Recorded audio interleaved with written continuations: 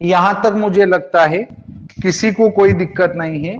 एक प्रश्न है, उस प्रश्न का समाधान कर देता हूं मैं, फिर आगे चर्चा करेंगे। मैं लिख लूं पहले इसको। 8×59 और 10×23। देखिए, एक प्रश्न आया था कि इसको एक बार और बता दूं। इसमें यह आता है कि अगर ये शर है, देखिए ये शर अगर इस मानांतर खंड से, अगर निर्मल जी माइक ये बंद शर कीजिए। इस मानांतर खंड से अगर बड़ा है तो ये खग्रास ग्रहण नहीं होगा, खंडग्रास ग्रहण होगा।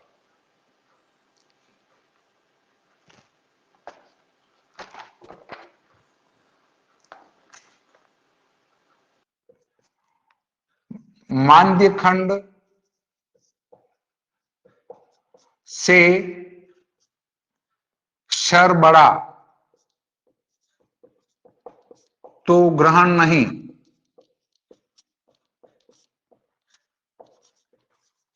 परंतु अगर ये वाली शर्त लग रही है और मानेक्य खंड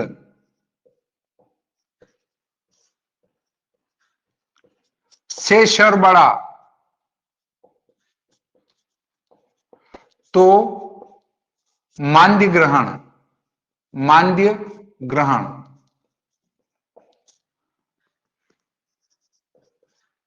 मानांतर खंड से शर बड़ा तो खंडग्रास ग्रहण, और यदि मानांतर खंड से शर छोटा तो खग्रास ग्रहण।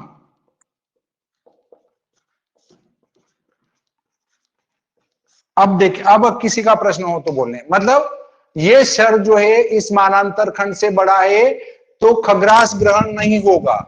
यदि मानेक्य खंड से शर बड़ा है तो वो जो आपका ग्रहण नहीं होगा, और यदि मांद्य खंड से भी शर बड़ा है तो आपका कोई सा भी ग्रहण नहीं होगा। अब किसी का कोई प्रश्न हो तो बोले। गुरुजी, राहु केतु का भी महत्व होता है। राहु केतु के महत्व से तो हमने शर निकाला था।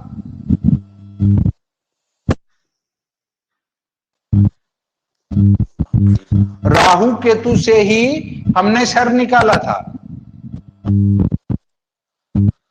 कहते हैं राहु ग्रहता सूर्य के वहां, चंद्रमा के वहां राहु जाते हैं। और राहु ग्रस्तता है तो उसकी वो शर्त है तो सही कि यदि तेरा अंश राहु या केतु से चंद्र का अंतर अगर 13 अंश से कम है तो ग्रहण होने की संभावना होगी, और यदि वो 9 अंश से कम है तो निश्चित ग्रहण होगा। तो वो राहु से ही तो संबंध आ रहा है। समझ गया जी मैं। जी हाँ, राहु तो ही इनको ग्रसित करेगा चंद्रमा को जब वो उसके 13 डिग्री से कम अंतर पर हो। चंद्रमा से 13 डिग्री के अंदर होगा तो ही उसको ग्रस पाएगा चंद्रमा को, अन्यथा नहीं ग्रसेगा।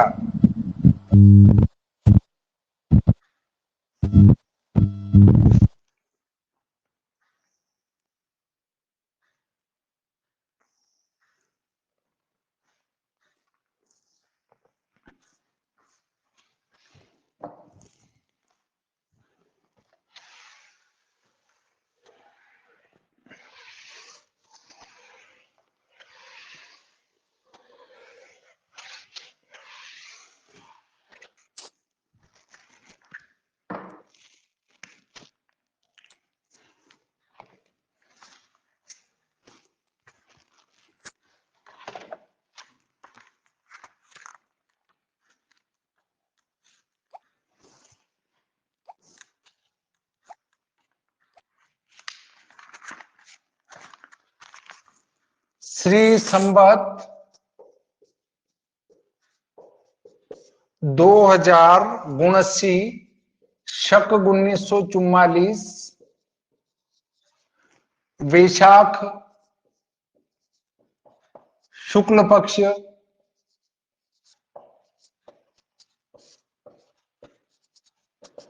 पूर्णिमा सोमवार दिनांक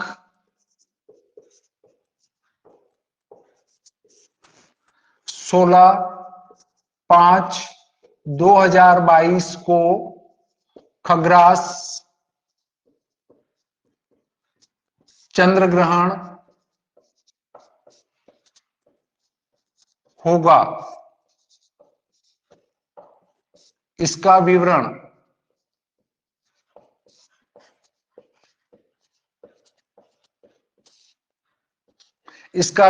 है विरल छाया प्रवेश स्पर्श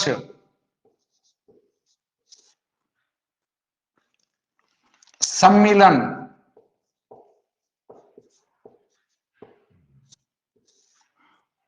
मध्य उन्मीलन मोक्ष विरल छाया निर्गम।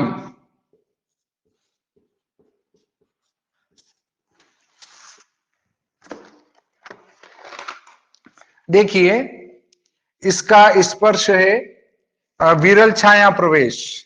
विरल छाया प्रवेश है 7/3। विरल छाया निर्गम है 12/19 जो हमने निकाला। अब इसका स्पर्श है 7/57। इसका मोक्ष है 11/25 और इसका सम्मिलन है 8/59। इसका उन्मिलन है 10/23 और इसका मध्य है जो अपना पर्वांत है, सूक्ष्म पर्वांत काल इसका मध्य होगा। विरल छाया में प्रवेश मतलब उसका बिंब धुंधला पड़ना प्रारंभ होगा। यहां ग्रहण स्पर्श हो जाएगा। यहां सम्मिलन का अर्थ है पूरा काला पड़ जाएगा, चंद्रमा बिल्कुल नहीं दिखेगा। यह ग्रहण का मध्य होगा। यहां उन्मिलन मतलब ग्रहण दिखना प्रारंभ हो जाएगा और यहां पर मोक्ष हो जाएगा और ये जो धुंधला पड़ा हुआ चंद्रमा है वो भी साफ कलर का हो जाएगा 12/19 से। अब किसी का कोई प्रश्न है तो पूछ सकते हैं। अगर किसी की राशि पर किसी के नक्षत्र पर ग्रहण होता है तो उसके लिए वो ग्रहण हानिकारक होगा। यदि अपनी राशि से चौथी, आठवीं, 12वीं राशि पर भी ग्रहण होता है तो वो भी हानिकारक होगा। अगर किसी राशि पर ग्रहण हो रहा है और उस राशि का जो देश है उस देश के लिए भी नुकसानकारक है, उस राशि वाली वस्तुओं में तेजी आवेगी और उन वस्तुओं की हानि होगी। यह ग्रहण का फल होता है। जैसे भारत की मकर राशि है, मकर राशि पर अगर ग्रहण हो रहा है तो भारत में हानिकारक स्थिति निर्मित हो सकती है, ऐसी बात है। अब किसी का कोई प्रश्न है तो पूछ सकते हैं। तो गुरु जी फल कैसे निकले कि राशि प्रतिकूल फल है ग्रहण का फल कैसे निकलेगा गुरु जी? ग्रहण का फल लिखने के लिए आपको पुस्तकों का दूसरा अध्ययन करना पड़ेगा।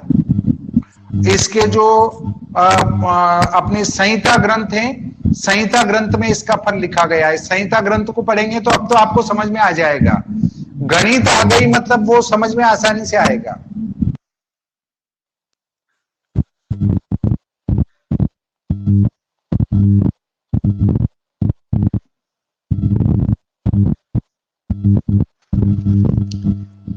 और कोई प्रश्न पूछना चाहें तो बोले, नहीं तो अपन इसको विराम देते हैं यहीं पे। हाँ जी, आप विराम दीजिए गुरु जी।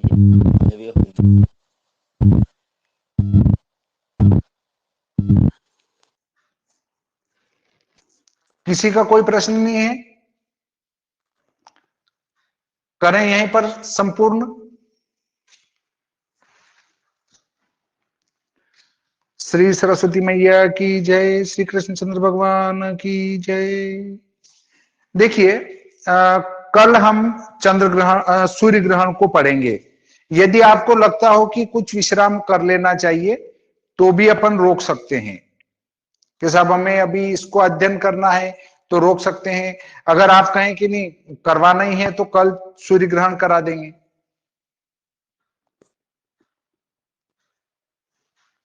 ठीक है, कल सूर्य ग्रहण की गणित पढ़ेंगे हम। कल वही 9 बजे मिलते हैं फिर से।